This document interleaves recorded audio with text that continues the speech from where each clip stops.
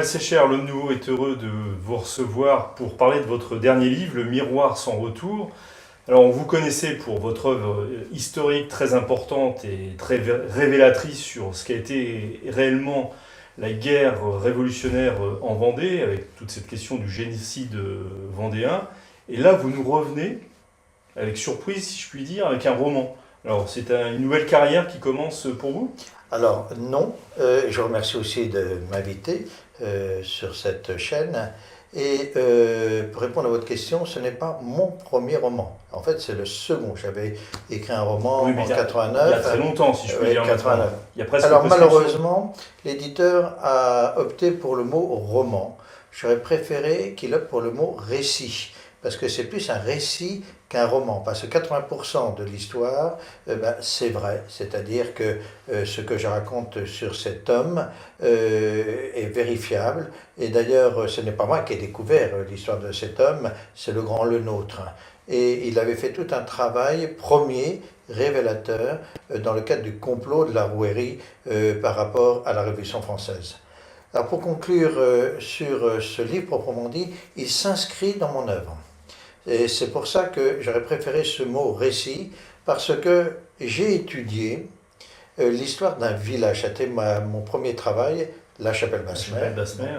Et en étudiant l'histoire de ce village, je me suis rendu compte que ce village avait été fracassé les 10 et 17 mars 1794 par l'armée française.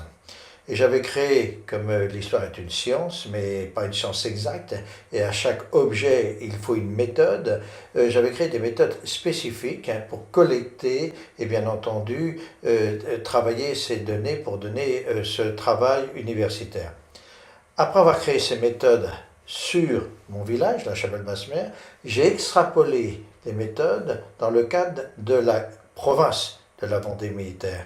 Et les techniques retenues pour la Chapelle-Basmer, je les ai utilisées pour travailler sur ce territoire de 770 communes, 815 000 habitants. C'est un travail très précis qui a fracassé, on peut le dire, la vision aussi bien de la part des victimes que des bourreaux de la Révolution française en Vendée militaire, puisque j'ai démontré qu'il y avait un système génocidaire qui avait été réfléchi, programmé, mis en œuvre au plus haut niveau de l'État. Et à l'époque de ma deuxième thèse, malheureusement, on ne pouvait pas démontrer qu'au-delà de la Convention, il y avait eu des ordres. Ce n'est qu'en 2011 que je vais découvrir, grâce au petit papier, que la Vendée est le résultat d'une planification, et non pas d'un plan, mais de 4 plans. Et là, je vais trouver, par le plus grand des hasards, l'origine de cette extermination, en l'occurrence le pouvoir exécutif, c'est-à-dire le comité de salut public. Donc là, on avait reconstitué toute l'échelle entre la conception et la mise en œuvre sur le terrain. Ce qui me manquait, c'était en fait ce qu'avait fait Robert Merle dans La mort est mon métier.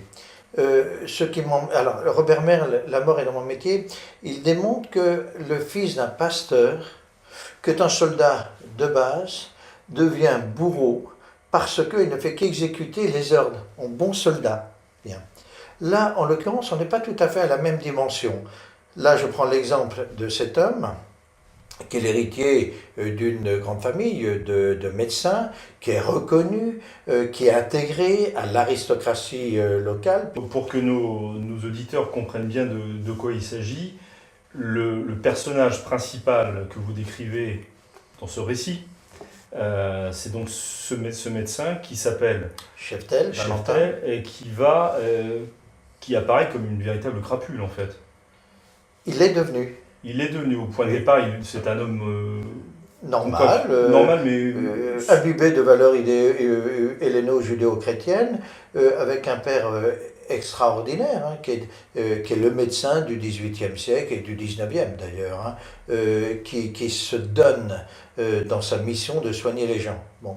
Et c'est un homme cultivé, il a eu son diplôme, il est allé dans la plus grande université rennaise, etc. Il a introduit dans les milieux sophistiqués de la Bretagne. Son fils donc suit à peu près Parcours. le même parcours, Oui. mais de nature plus médiocre quand même. Et c'est lui qui va rentrer en contact avec le marquis de la Rouerie. Est-ce que vous pourrez rappeler ce que vous commenciez à faire, d'ailleurs, avant que je ne vous coupe, qui était le marquis de la Rouerie exactement dans l'époque et dans cette situation très particulière qui va être la Révolution française? Alors, le marquis de la Rouerie est un des grands du royaume du duché de Bretagne. C'est un parlementaire. Il est d'ailleurs fils de parlementaire. Il a un marquis, un marquisat, qui est juste à la limite de la frontière brito-normande. C'est un homme assis, c'est un homme du XVIIIe siècle, imbibé d'idées modernes pour l'époque, nouvelles. Il est profondément démocrate, mais en même temps royaliste. Et pour aller jusqu'au bout de son raisonnement, il va participer à la guerre d'indépendance des États-Unis et il va s'imposer comme un grand chef.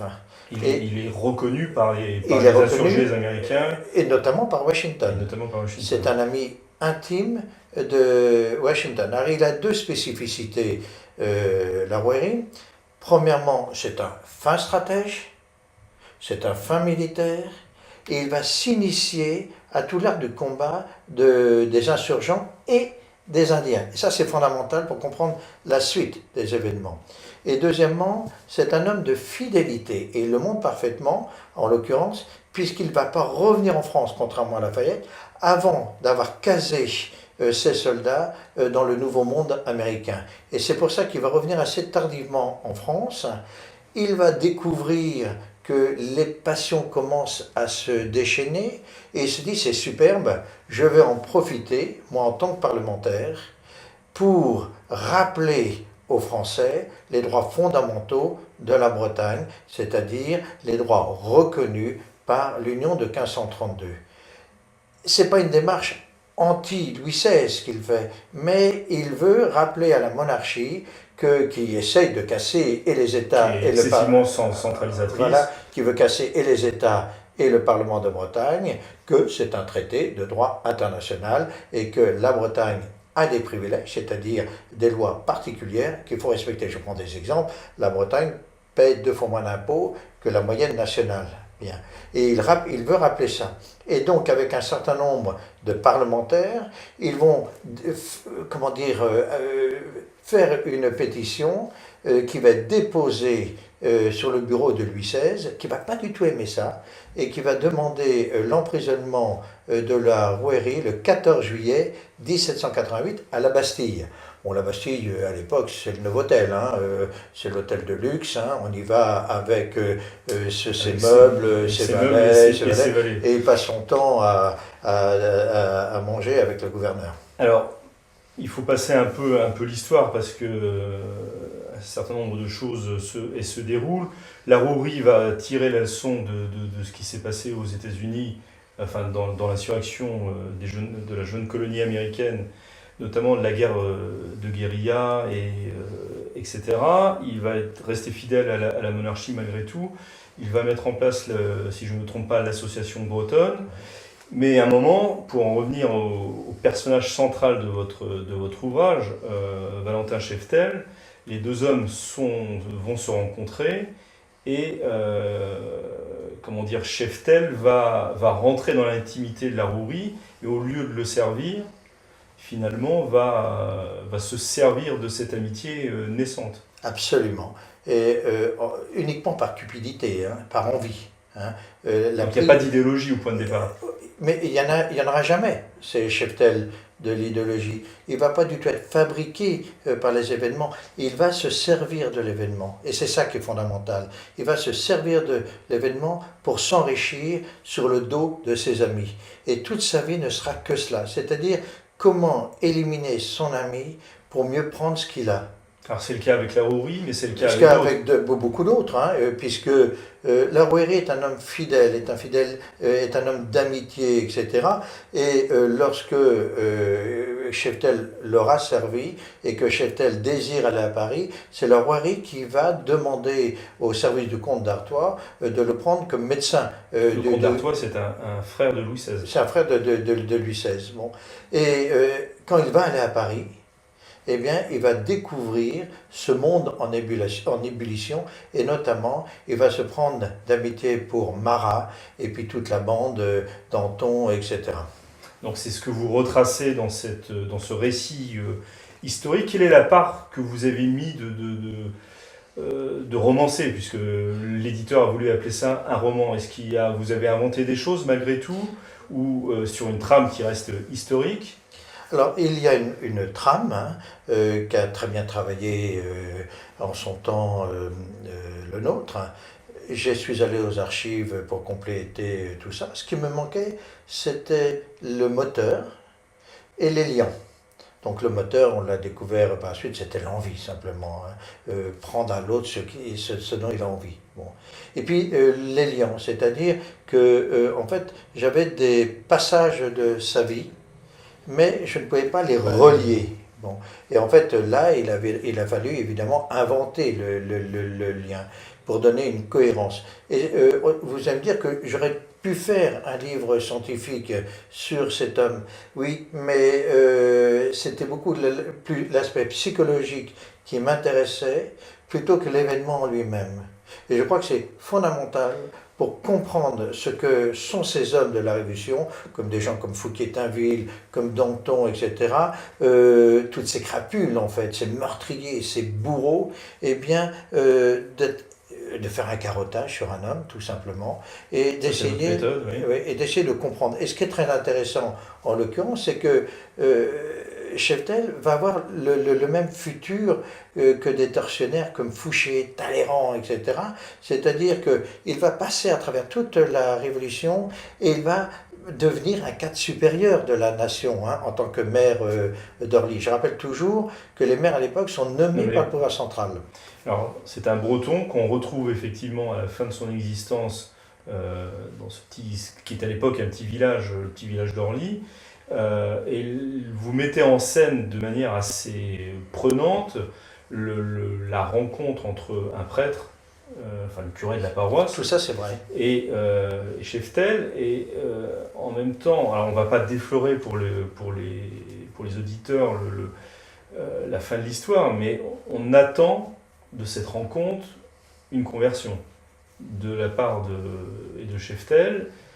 Et donc les lecteurs le découvriront, mais il y a un mot une phrase très forte que dit justement Cheftel à la fin du dialogue qui en fait permet cette trame cette trame du livre, de ce dialogue avec le prêtre. Il y a un mot, une phrase très forte que sort Cheftel. Alors, je ne savais pas comment conclure ce livre. Cet homme est un pervers narcissique. Il a tout fait. Il a tué son frère. Et je ne savais pas comment terminer ce livre. Évidemment, on aurait pu imaginer, puisque je suis chrétien, qu'il sollicite le pardon et que le prêtre lui donne ce pardon. Ceci dit, ce n'était pas cohérent avec la nature de l'homme. Et en fait, j'ai trouvé cette conclusion en échangeant avec une amie qui avait participé au dernier moment d'un bourreau, en l'occurrence un homme de la Gestapo qui avait éliminé à lui seul plusieurs centaines de juifs. Et ces derniers moments ont été des moments incroyablement forts, mais il est resté lui-même. Et dire qu'il n'a pas regretté ce qu'il a fait? Il n'a pas eu de regret. Et il a utilisé les mots précis que j'ai mis en conclusion. Et que donc les lecteurs pourront découvrir. Est-ce que ça veut dire que vous faites un rapport entre les situations historiques, entre la situation historique qui a été la Révolution française, qui finalement a produit ce type d'homme comme Valentin Cheftel, et la Révolution nationale-socialiste qui a été jusqu'à produire... Les fondements sont les mêmes. C'est-à-dire qu'il faut coûte que coûte produire, créer l'homme nouveau. Bon. Et produire l'homme nouveau, créer l'homme nouveau, c'est éliminer l'homme ancien. Et éliminer l'homme ancien, il n'y a que deux méthodes. Soit il y a une régénérescence spontanée, ou travaillée, soit une élimination.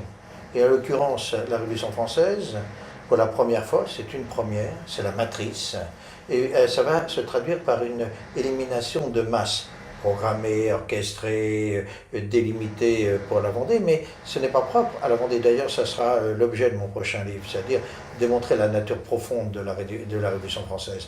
Et il n'y a aucune différence de fond entre la Révolution soviétique, la révolution nationale-socialiste, etc. C'est-à-dire, toutes ces révolutions ont pour but unique d'éliminer l'homme ancien. Et d'ailleurs, les méthodes sont les mêmes. Les mots sont les mêmes. Les techniques sont les mêmes et la finalité est identique. Et donc, il n'y a aucune différence de fond entre un homme comme Cheftel ou l'homme dont parle Robert Merle. Ce sont les mêmes hommes, sauf qu'ils sont peut-être animés par différents motivations, mais le fond est le même. On voit, vous venez de dire que ce récit, ce roman, Le Miroir sans retour, s'inscrit vraiment dans votre... Tout à fait. Alors justement, le titre intrigue. Bon. Et la question que je me suis posée est la suivante. Comment un homme fin, sophistiqué, peut devenir un monstre? C'est-à-dire qu'à un moment donné, il va y avoir un basculement. Ça peut être une tierce, une seconde, une minute, une heure, une journée, j'en sais rien.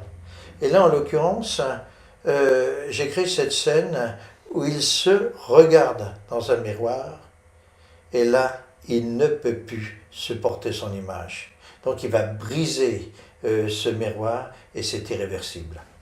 Merci beaucoup Rénal Sécher. Je rappelle donc le titre de votre ouvrage, Le Miroir sans retour, c'est aux éditions du Rocher. Vous le trouverez évidemment dans toutes les bonnes librairies.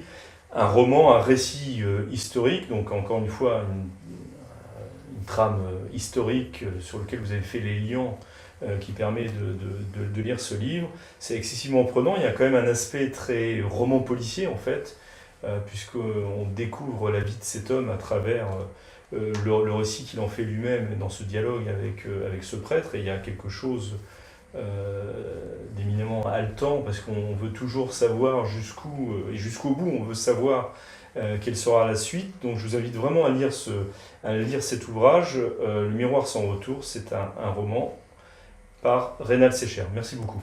Je vous en prie, merci.